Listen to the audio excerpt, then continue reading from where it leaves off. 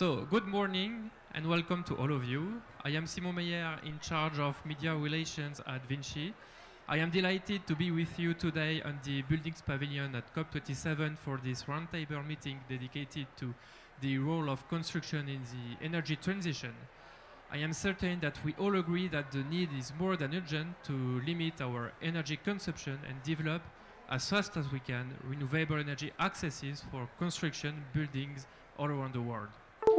Vinci, as a global leader in construction, energy and concessions, is of course concerned, and I would even say at the forefront of these challenges. And that is why it seemed very important for us to discuss and raise awareness about these issues here at COP27. And we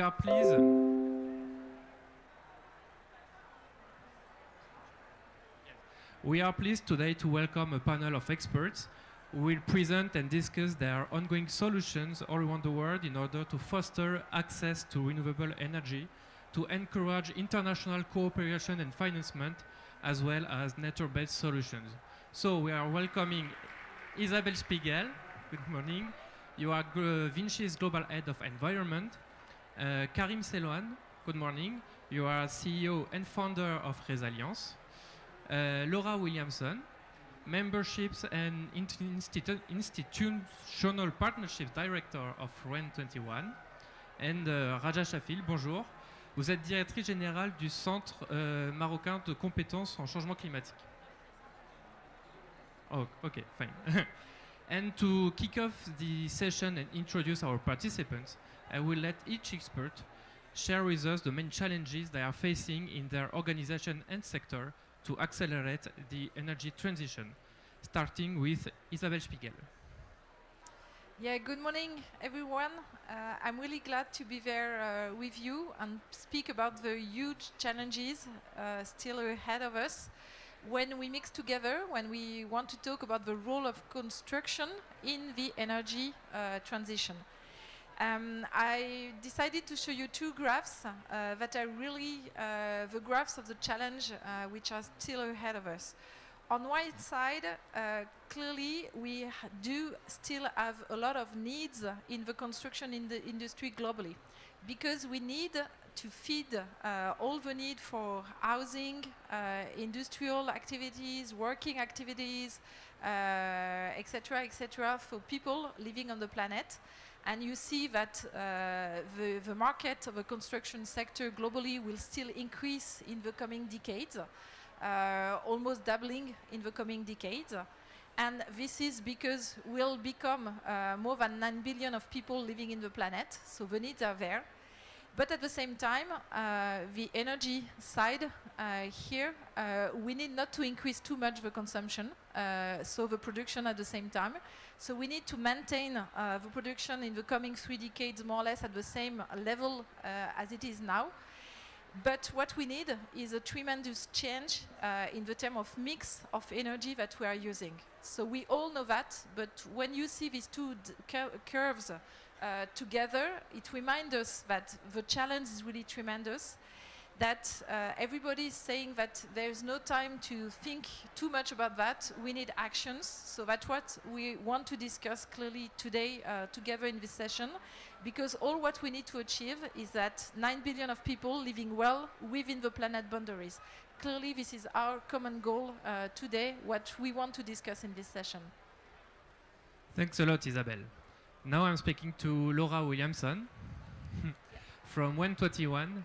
Can you tell us more about your challenges and your presence at COP27, please? Yes, hello, thank you, and welcome everybody. So REN21, we are a policy network that works across key stakeholder groups, so governments, non-profits, research and academia, as well as the industry, the business sector. And what I thought was interesting here was the title of the role of construction in the energy transition. From REN21's side, we flip it around and sort of say, how can renewables support the sustainable construction or a building sector? So I think it's really interesting that we're bringing this together, both from the construction side, but also from the energy side, which is unfortunately many times not considered. And I think the biggest challenge that we're facing, it's not unique to the building sector, but I think the building sector construction sector has a real role to play is that we are seeing the uptake of renewables, but it's not happening fast enough. And where it is happening is not in the sector, not in the energy sector that actually has the greatest impact. So if we look at total final energy consumption, power sector, electricity, the power sector only accounts for 20% of the final energy consumption. And we have very high shares or relatively high shares of renewables in that sector. But we have 80% of total final energy consumption, 30% consumed roughly by the transport sector and 50% for heating and cooling. And there we only have 11% penetration of renewables. So there's a huge, huge opportunity here, both from a climate mitigation side, but also an adaptation and resilience side for how renewables can really support this moving forward sustainable construction and buildings, particularly with the growing urbanization that we're seeing around the world. So I'll leave that there. Thanks a lot, Laura. Very clear. Raja Shafil, as director of the 4C Morocco Center, can you tell us more about what you do? Merci beaucoup. En fait, le centre 4C Maroc a été mis en place à la veille de la COP22 et le but était en fait d'aider tous les acteurs au niveau national et au niveau africain à mieux comprendre les enjeux climatiques, mais surtout pour soutenir les politiques de lutte contre les changements climatiques au niveau marocain et au niveau africain. Comment on est organisé? En fait, on est une plateforme assez particulière parce que nous comportons en fait 4 collèges ou groupes de travail parce que nous avons 41 membres au sein du 4C Maroc. Alors c'est ainsi que nous avons par exemple un collège qui rassemble les ministères et l'administration publique et territoriale en général, un collège qui rassemble tout le secteur privé, un collège des ONG et de la société civile en général et un collège qui comporte tous les acteurs de la recherche, formation, innovation dans le domaine des énergies renouvelables et dans d'autres domaines en lien avec la lutte contre les changements climatiques. Merci beaucoup. Thanks a lot, Raja. Now, last but not least, Karim Selwan. You are founder and CEO of Resilience within the Vinci Group, which is a design office dedicated to adapting to climate change. Can you tell us more about what you do, please? Thank you. Resilience is a design office dedicated to climate change adaptation. We accompanied a lot of stakeholders, notably all the stakeholders implicated into the build construction sectors. For example, we accompanied the financial institution, private bank, for example, the international funder, the policymaker, the cities, the urban planner, the operators, etc. And we try to match a lot of all these stakeholders to build or to co-design some international partnership, notably to support the southern countries. And the challenge that we try to achieve, to deal, is, for example, to answer the need for action for climate change adaptation. Why? Because we know that the cities and territories are more and more stressed and shocked by the climate change. The cost of the inaction, or the cost of adaptation will be more and more expensive. We could find a lot of number of costs all around the world, all the world international report. For example, the cost to adapt the coastal city, it could be around 700 billion euros per year, for example. And the question is how design engineering services with Vinci, for example, could accompany all the stakeholders to build back better, but also to build a new breakthrough, notably concerning the building construction. Thank you. Thanks a lot, Karim. So now let's move to our topic of conversation, renewable energy for building and construction usage. Last year, worldwide installed power capacity grew by more than 314 gigawatts concerning renewable energy, and especially in developing and emerging countries, distributed renewable energy system provided more households with access to electricity. Laura, I'm turning to you. REN21 does a fantastic work gathering data all around the world. In your opinion, what would be the best or maybe the fastest way to give access to renewable energy for buildings? So this is just a very short overview of where we stand currently with renewables and buildings. And you can see that while there's progress, it's still rather uneven. And if you remember the first statistic I gave when I started, which said that the renewable uptake that we're seeing is in the power sector and not in the heating and cooling and transport sectors, you can see it reflected here in the sense that we've only got about 11.7% that the electricity supplied is only about 11.7%. Bioenergy can play a key role in the heating of buildings, but it's still very low penetration. There's increasing growth in the cooling sector in buildings, which is understandable. That does often come under the power sector, but there's also district heating that can also be integrated, heating and cooling systems that can be really integrated in the building environment. So the sort of the takeaway is that it's happening, it's uneven. It's happening predominantly with around renewable electricity, but it's not being addressed, or there needs to be greater emphasis on where renewables can really support on the heating aspect of buildings and construction. You can see here, you can see the shift over 10 years. This is a little bit more granular. I think what's concerning about, so the positive is great, we're getting the share of renewables in building. What is not great is if you look at the gray squares, we still have a very persistent, stubborn share of fossil fuels in the total final energy consumption mix. We are never, ever, ever going to get to 1.5 until we do two things. We ramp up, we amplify the uptake of renewables 3-5-fold, and we leave fossil fuels in the ground. Okay? REN21 as an organization is about the rapid uptake of renewables. We are not, that is our entry point. And for us, we really believe that renewables can support and really drive the energy transition. But we also need to stop consuming the fossil fuels as well. Otherwise, we will never invert this, this image here. And I'll stop there. Thank you, Laura. Isabel, as Vinci's Global Head of Environment, you do see how companies are tackling the demand on renewable energy in both building and transportation sectors. According to you, what would be the main leverages that companies can activate to move faster on the matter? What is clear is that our activities in the construction sector are in the center of the problem on one side, but of the solution as well. And this is clearly what our companies now we want to do, is really demonstrate that we are capable of bringing some solutions. So if I look at the levers that we have in front of us, I see three main levers. The first one is to limit the consumption of energy. So all what we can do in terms of sufficiency, but also efficiency with the techniques to optimize and really balance the usage and the production of energy. So on this side, for instance, we do have one solution. I could pick up many of them, but Reaskin, which is material-based solutions, how to insulate buildings from the exterior. With this solution, which is made of biomass insulation, but to be able to insulate quicker than the usual solution on the market.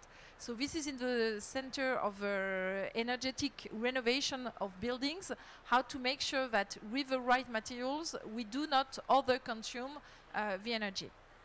Second lever will be on low carbon energy. So for sure, Laura, you introduced very well the topic of renewable energy, but here we need to clearly bring low carbon energy into the buildings, but also into the construction and a larger infrastructure market. And there are many ways to do it. One is really to build large infrastructure and to be able to transport electricity through high voltage lines, etc. These are clearly some markets for companies like us. But it is also to count on the self-production and self-consumption. And specifically for buildings, so when I'm thinking about Africa, and we'll come back to this, we can really implement here. This is a picture of solar panels that are installed close to an airport for us, so to fit the direct need of the platform of the airport. So that's the second level, low carbon energy, clearly, and renewable as a key action here. And the third one is probably the financing. Because what we need as well is more an overall approach to bring together the different elements of the value chain. And thinking long term is not always possible when we are in the construction sector, which is a sector which is really fragmented. But bringing at the same time financing, construction work and operation allow to think about the return on investment on the few actions and investment that are required on the long term. So here an example of what we did for schools. So again, it's energetic renovation of the building, but making the right partnerships could be us only or with ecosystemic partners or with public partners, but finding the right ways, including contractual ways, to make it a value chain approach and not a single actor, one close to the others. So these are, for me, part of the keys. Yes. Thank you very much, Isabelle. Karim, as a resilience expert, can you tell us how energy transition is linked to climate resilience? In fact, just before to introduce the link between the decarbonization, energy efficiency and adaptation, we decided 1 year ago to launch one international initiative which called the 10 Principles for Effective Action that you could see here.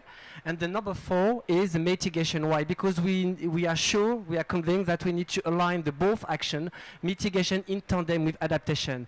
Because it's impossible to imagine a future sustainable city, sustainable energy infrastructure, notably for the renewable energy, without resilience.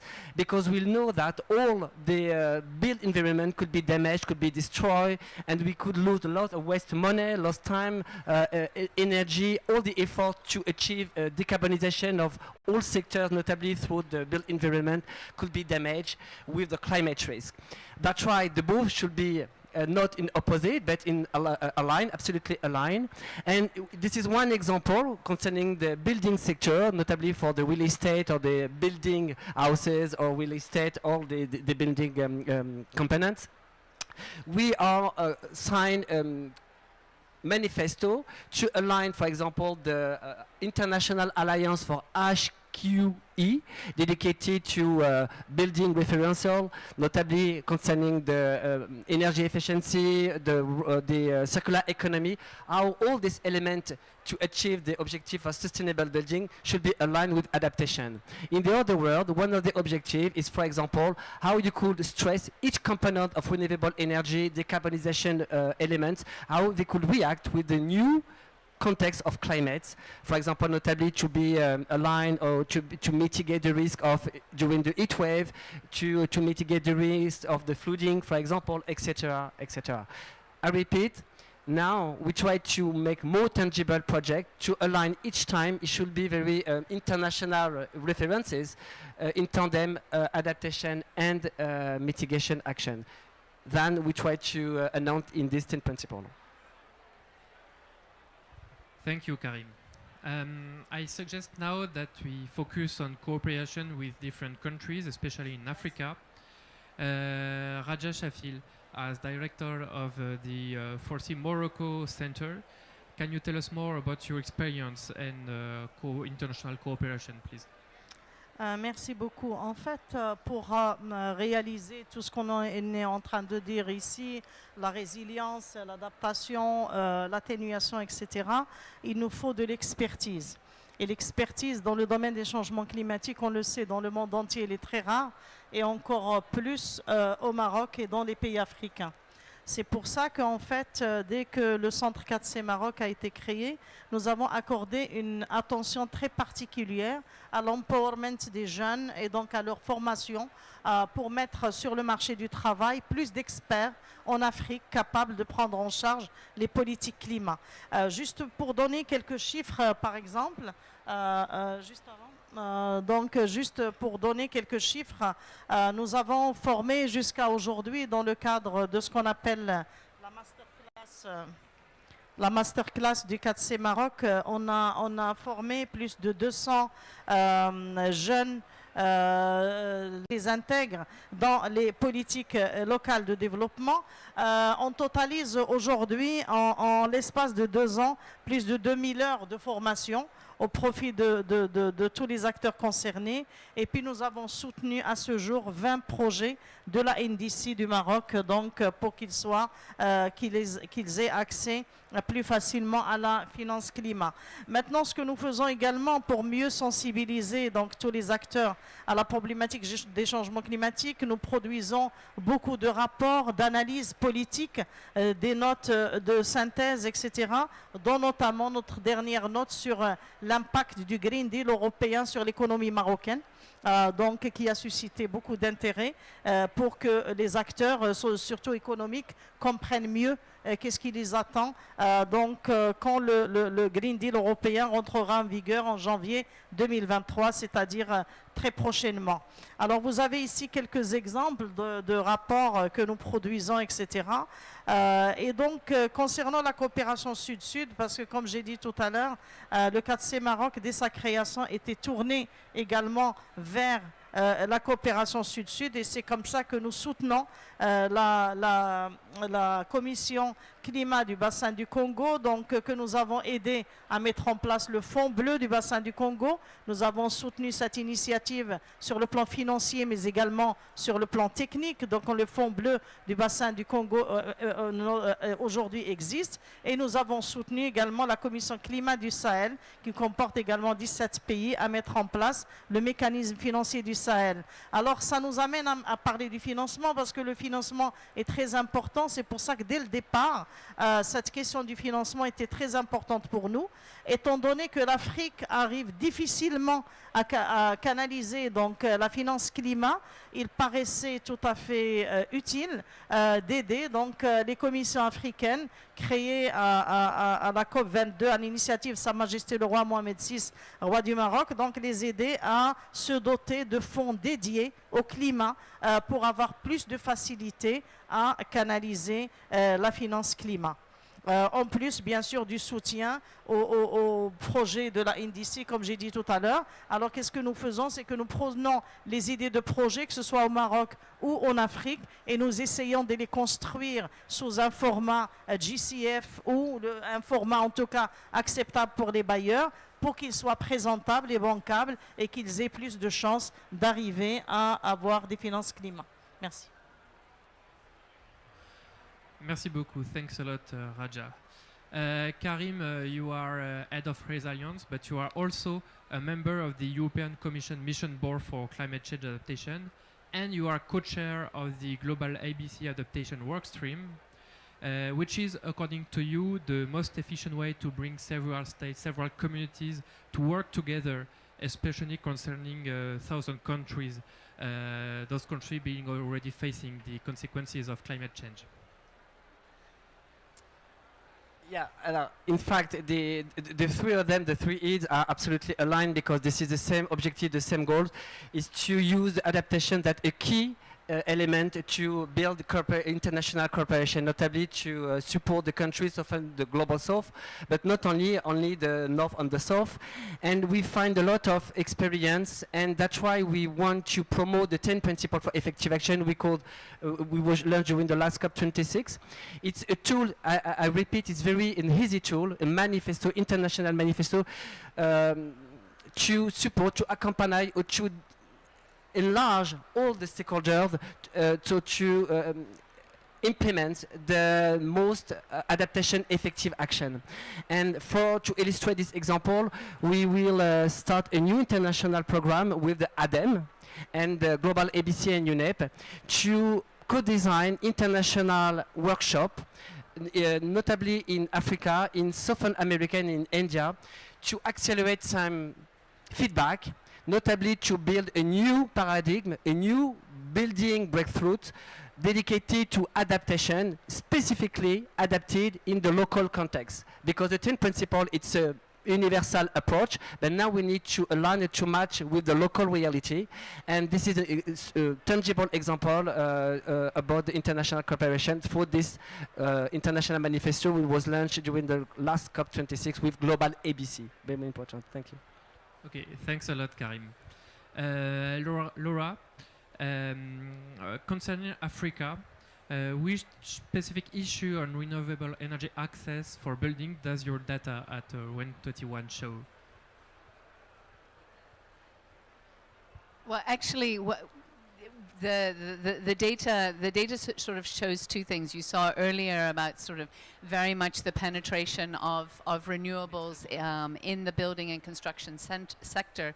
But sort of building on what Karim was saying is really the central role that cities play, both in the mitigation and the adaptation aspect of the built environment. I mean, we have, 55% of people are living in cities. Cities consume 75% of the total final energy consumption. So there are a great nexus of people and consumption and potential that is housed together.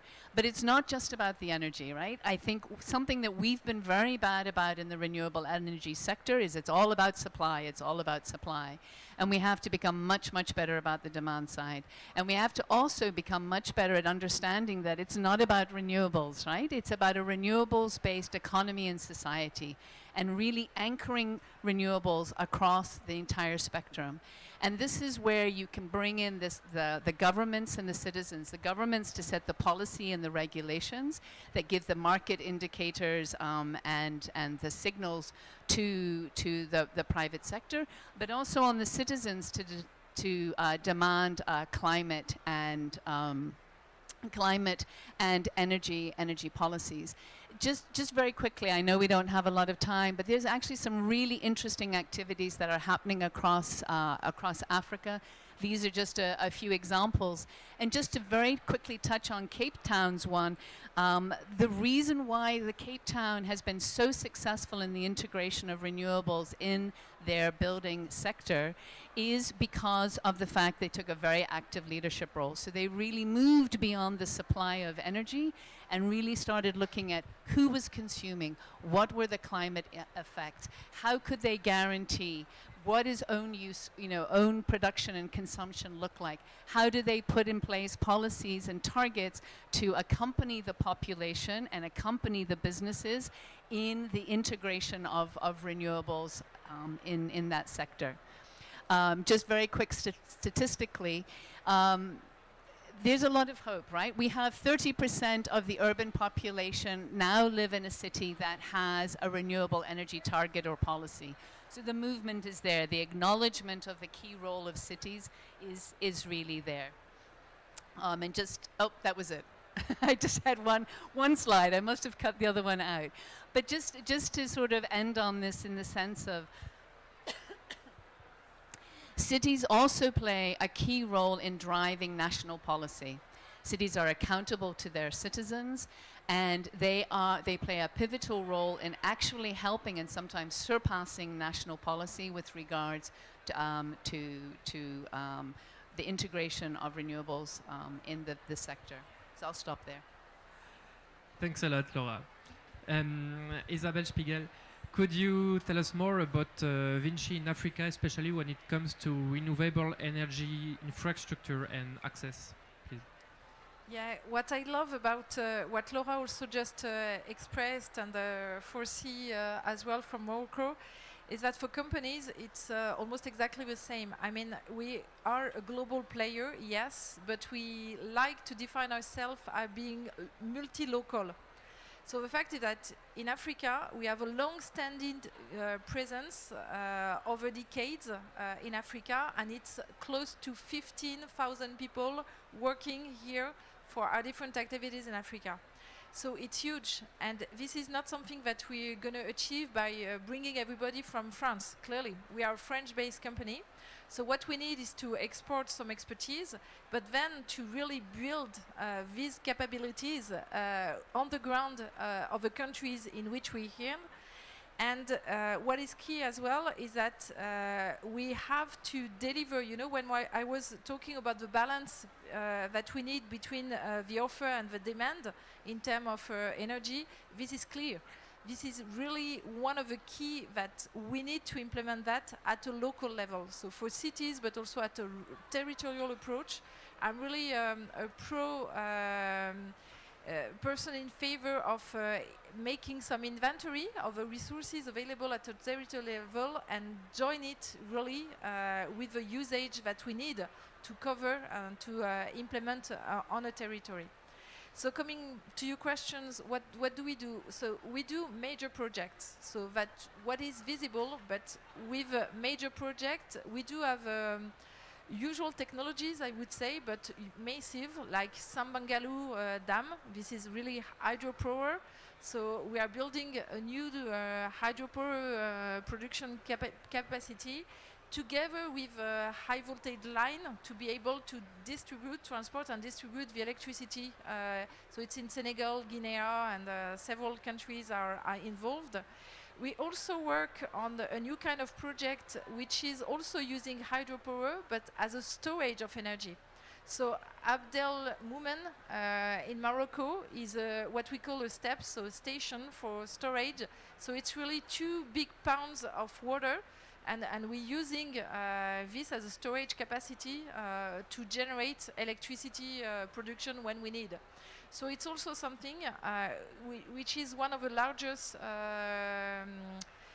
projects of this kind that we are building, and it has already brothers and sisters coming up in different countries.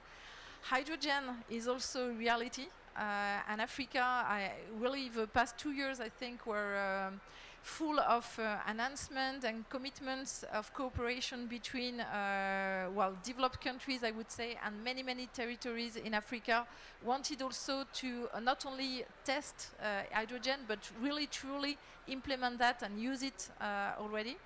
And at the same time, so these are some major projects, some innovation. We are also a company close to the ground. We provide daily activities. So we're helping cities, territories, industrial actors to also integrate better management of their utilities, for instance.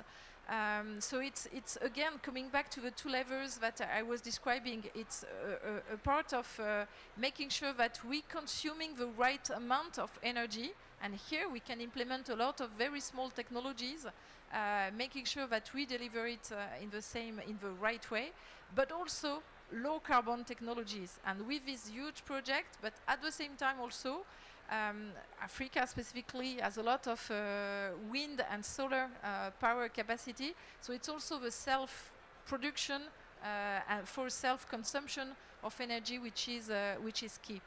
So 15,000 people working, and definitely seeing that energy is key for the environmental and energetic transition for our continent, but also a global challenge. Yes, thank you very much, Isabel. Let's switch now to financing, which is also one of the main focuses here at COP27. We easily figure that vast green energy infrastructure projects, such the one in Sambangalu, for example, need a strong financing model. And I'm turning now to you, Raja Shafil. Is financing one of the key factor successes for your projects? Thank you so much. As we know, Africa is the most vulnerable continent to adverse impact to climate change. In Africa, we need to better understand our vulnerabilities, and to better understand our vulnerabilities, we need the first capacity building. We need expertise. We need young empowerment, but we need also to better understand the vulnerability of cities and territories. We need vulnerability modelization, and now we launched with the resilience study with Canadian financing to modelize vulnerability in the north of Morocco. But we need also finance. We need the finance not only for resilience and adaptation, but we need the finance also for loss and damage. We know that here in COP27, loss and damage, it's a very important item in the negotiation. And so we need to discuss seriously about loss and damage, because it's very important. For me, the most important is to take into account climate change in politics and in the planning. And we need to better understand all of this problem. And it's for that that the work of Forci Morocco, but also of resilience, is very important to better understand these vulnerabilities. Thank you. Thank you very much, Raja. And at Vinci, we also have a strong financial expertise acquired with our concession activities, and we also have started to issue green bonds.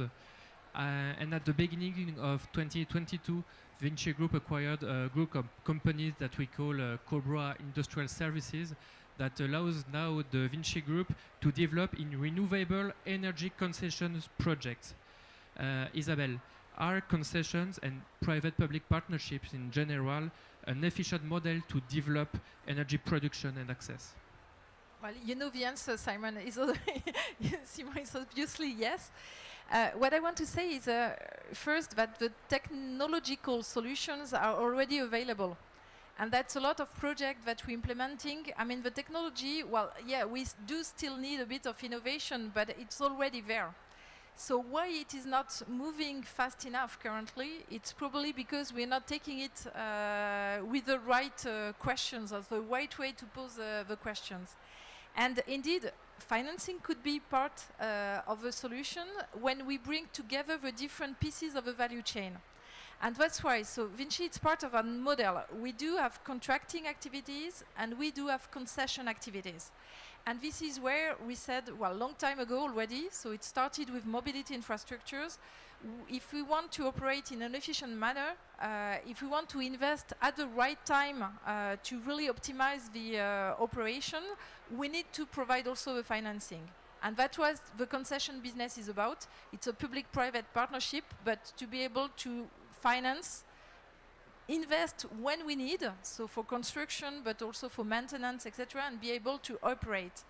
And this is what's happening now in the energy sector. So when we decided to acquire Cobra Industrial Services activity, it was really to not only operate concessions in the mobility sector, but to come to the energy sector. Because it's exactly the same. We need this long-term vision to be efficient as a whole. And we have an emergency to act, but at the same time, we see a lot of countries wanted to act, but not always having the right means to do it, and waiting for some financement, etc., etc. So we decided, as a private company, to bring a model like that. Doesn't mean that we need to do everything by ourselves everywhere, every time. We can have joint partnerships, bringing also private into the loop. I give you an example. We also funded a nitrogen fund. So we did it with some money that we put, but together with other companies.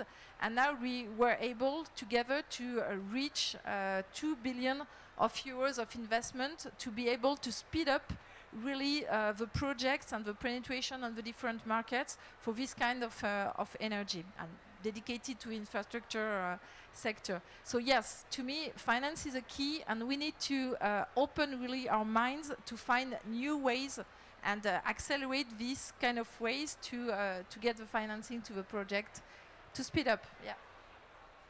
Thank you, Isabelle. Very clear.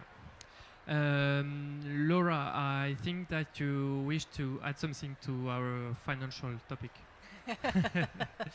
So I'm going to pull it back out.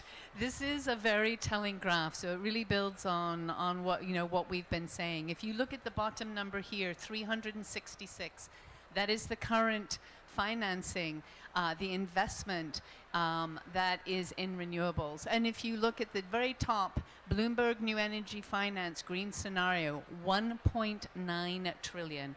There is a massive gap there. And it needs to be addressed. And I know that we always come back to money, it's about the money. Yes, there are many other aspects that hopefully we've touched on a little bit here today, but unless we address this, this investment gap, we're not going anywhere very, very quickly. So just as a way to sort of put this in context, there are currently 5.9 trillion US dollars in fossil fuel subsidies, which is 7% of the global GDP. If we don't address this, we're not going anywhere. So just leave you with that last statistic. Thank you, Laura. Karim, on financial topic, you wanted also to add something. Yes, this is my title is a little bit in provocation because the question is the link or not between the built environment and climate resilience dividend. Why? Because we are living in the future uncertainty. We need each time to deal some KPI, same indicator to design the build mechanism finance to adjust in the best equilibrium the finance, the amount to finance to support the renewable infrastructure, for example. But the question is which climate change scenarios? And today we have some information, but tomorrow all the data that we have could be changed, and we need to be sure that the situation, the current models that we need to change or to use or to decide today will be current and will be relevant for the future decade. Because we know that the loss or damage equaled a lot of the impact of the global GDP. We had some evaluation estimate the impact of the climate change between 20 or 30% of the global GDP, and the most impact is linked with the built environment vulnerability. Here you could find from my side 5 key elements. This is the cost of dysfunction, for example, the cost of emergency adaptation, the cost of insurance risk, the financial risk also, and the losing first mover position, because what we know that the resilience building, the resilience infrastructure, the resilient city will become more and more the first factor for the attractivity of territories, or the most attractive, a key element for the competition between cities, national government, or the local administration.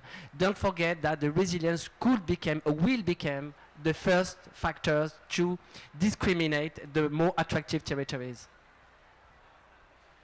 Thank you very much, Karim. And thanks all of you for sharing your solutions and convictions. We are already arriving to the end of this roundtable, and I think we can all say that now we really see the hugeness and the importance of addressing energy transition issues in the construction and building industries. To conclude this roundtable, I will ask each one of you to share in a few words the one key message, the one conviction that you consider as capital to succeed in making the energy transition a reality. Who wants to start?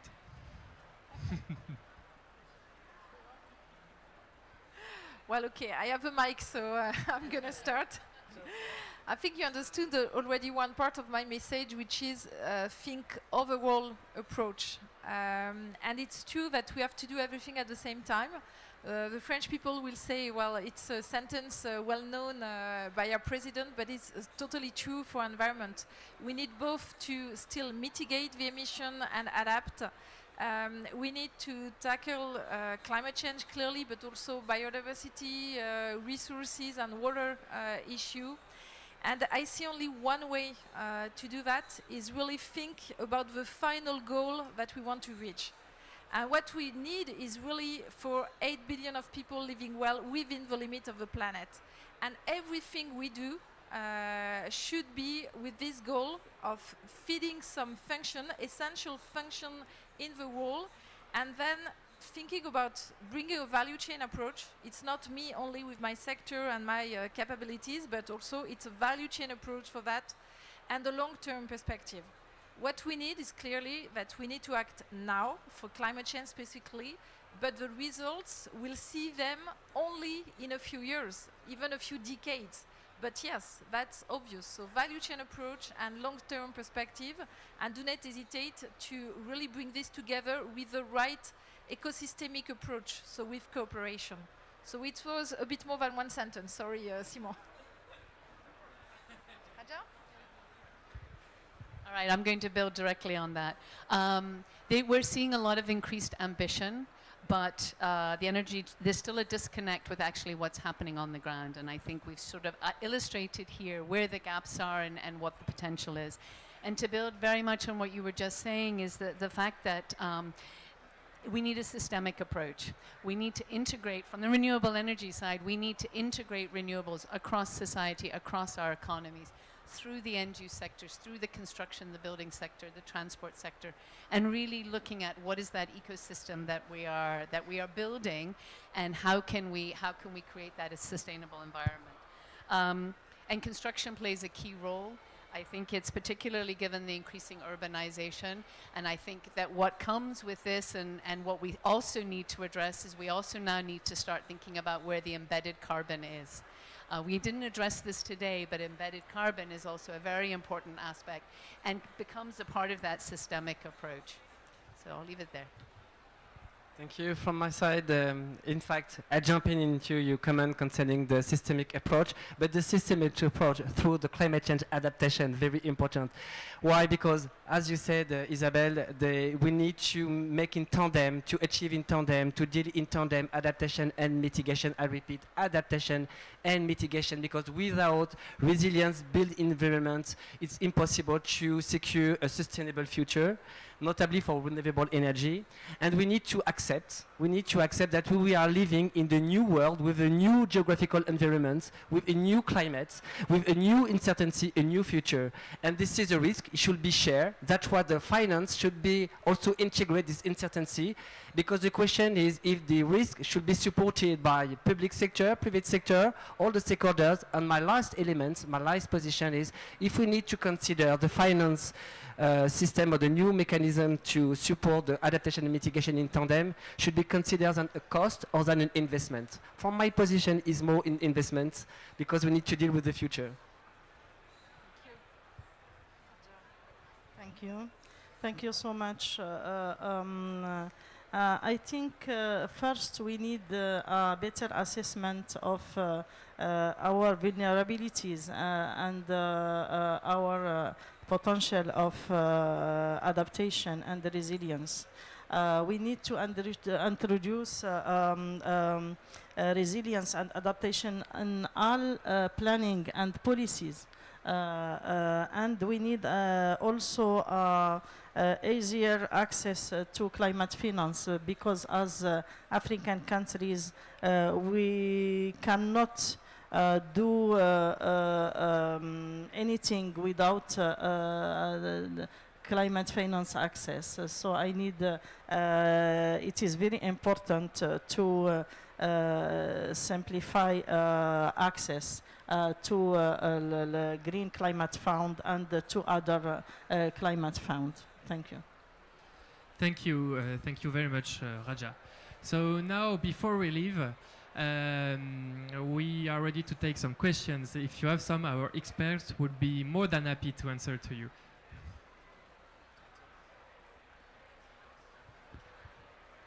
Actually, I have a question for you, Laura, I think.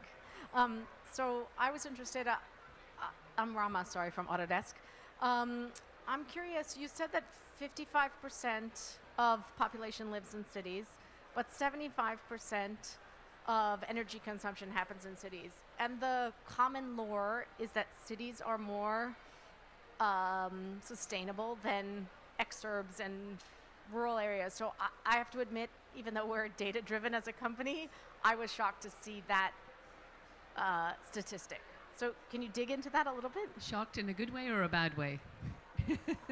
I mean, a bad way. I think part of the challenge is so if we take the exurb, how do we define the city boundaries? And I think that's really a challenge. the reason for the high level of consumption, the total final energy consumption, is because of all the activities that happen within a city.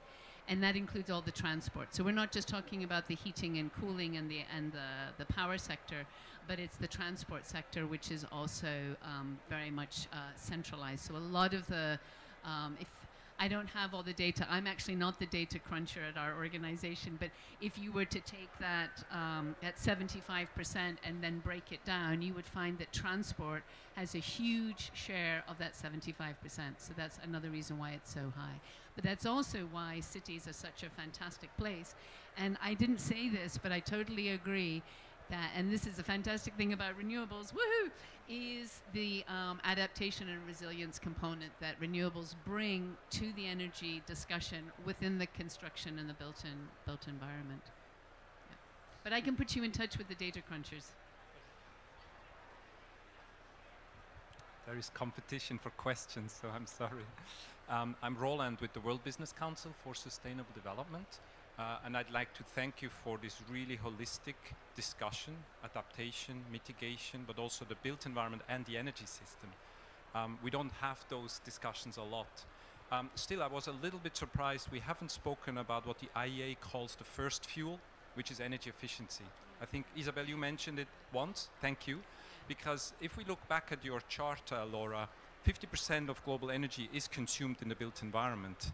And you clearly showed that we are at 11% renewables, but it's growing. So we will not be able to make the dent unless we also become radically more energy efficient. And the embodied carbon that is in all those energy installations that we need to bring up. So I was wondering if you could comment a little bit on that as well, the role of energy efficiency.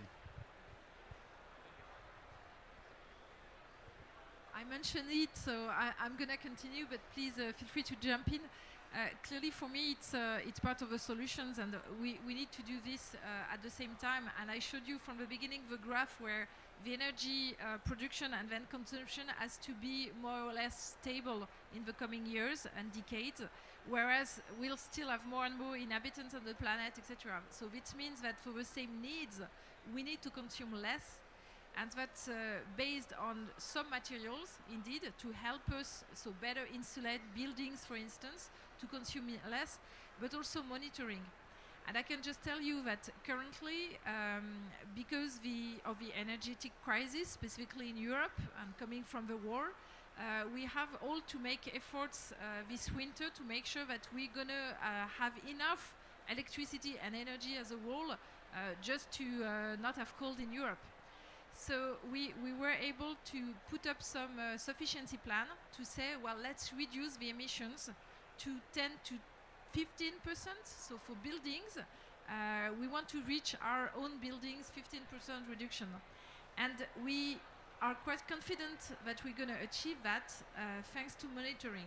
Because when you start measuring where exactly you consume, you start understanding that you are still heating during the night when nobody is working, or during weekends, or lightening the parking lots during the night again, and etc., etc. So the first thing is really to cut all what we are not using. So it's really something that we over-consuming without fully using it. And yes, that's part of what we have to do at the same time. So. Last question, maybe? Oh, yeah, Laura. No, I was just going to say yes. Energy efficiency, then renewables, and fossil fuels in the ground.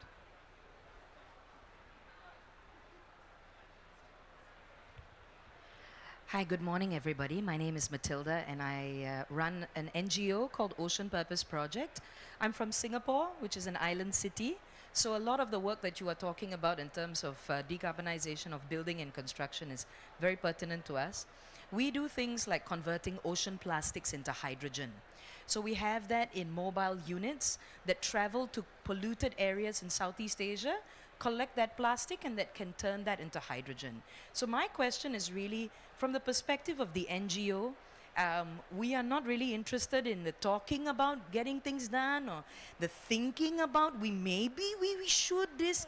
We are doing already, and we are doing in Southeast Asia with a team of 95% women and persons with disabilities who lead that. So my question to you is also to understand how would we be able to integrate, or many other NGOs maybe in the room as well, who have these kinds of deep tech solutions that combine community deployment, mobilization of placemaking, as well as sustainability, of course. We also have an inbuilt dashboard to be able to measure the impact end to end, and possibly map that to not just decarbonization, but a possible hydrogen credit.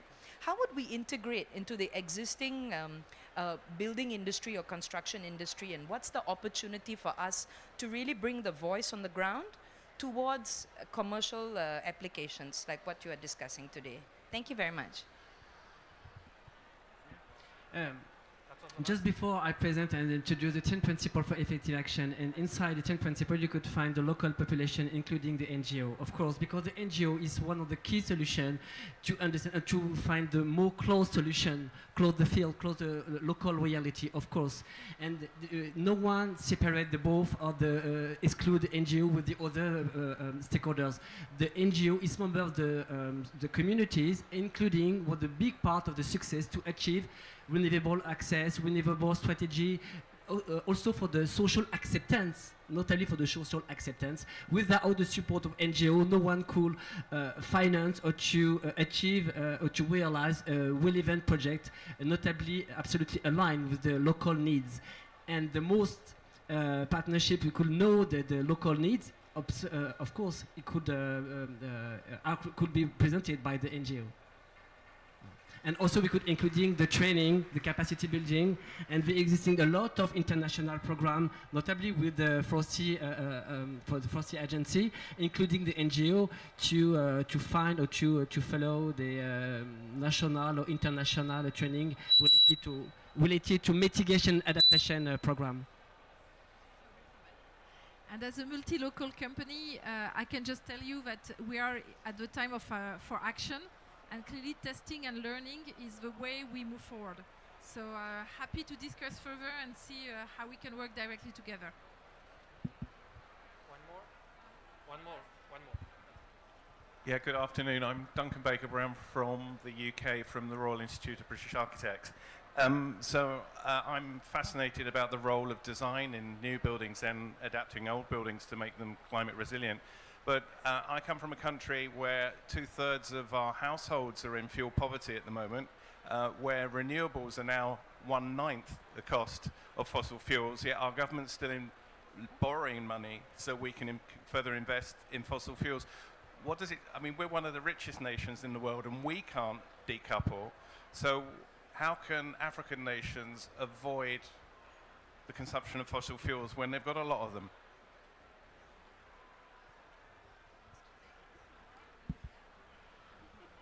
Well, I would start with the point that, you know, I think it's, don't quote me on this number please, but there's about 20 or 22 countries that have access to gas reserves in Africa. 54 countries in Africa have access to renewables. So I think it's also a way of what are we looking at, and how, and you raise a very good point about renewables being 1/9 the price of fossil fuels in Britain, but we're stuck in this intransigence. And I think this is a real wake-up call.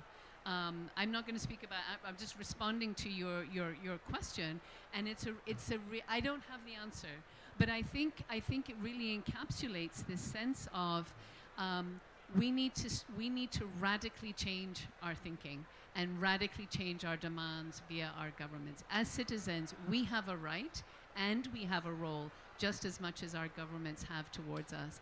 And I think and I'll be very interested to see what happens after this winter, not because we want cold people, you know, but to really see how does it change the conversation when we, in developing countries, are not getting the access to the energy services we need. How will that change our thinking and change the processes, which hopefully, and we can also learn from what's happening elsewhere. Okay, so thank you all of you for coming. Thank you for your questions. So now we are leaving, but we'll be around if you want to keep on the talk. Thank you.